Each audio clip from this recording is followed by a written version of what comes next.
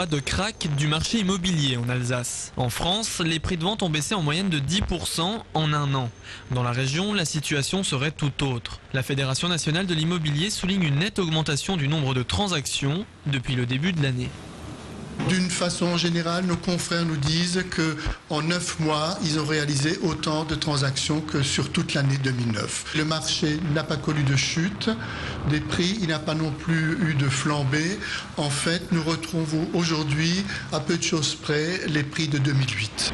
Le prix moyen d'un appartement neuf en Alsace est de 1 714 € au mètre carré. Pour une maison à Colmar, comptez en moyenne 2 766 €. 2300 à Mulhouse. Si l'Alsace est la troisième région la moins chère de France, il existe encore de grandes disparités entre le Bas et le Haut-Rhin. Alors Strasbourg semble avoir une situation un petit peu privilégiée, notamment par rapport à Mulhouse. Colmar, on nous dit que le marché est assez plat encore à l'heure actuelle. Crise financière, dégringolade des bourses, les Alsaciens seraient revenus aux bons vieux fondamentaux, à savoir investir dans la pierre.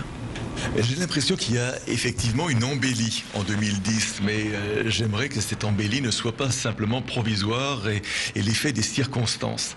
Je crois que le fait que la bourse ait beaucoup suscité de craintes, que les placements type assurance vie ne rapportent guère, a évidemment dirigé à nouveau les investisseurs vers la pierre. Le low cost ne se développe pas que dans l'automobile et le transport aérien.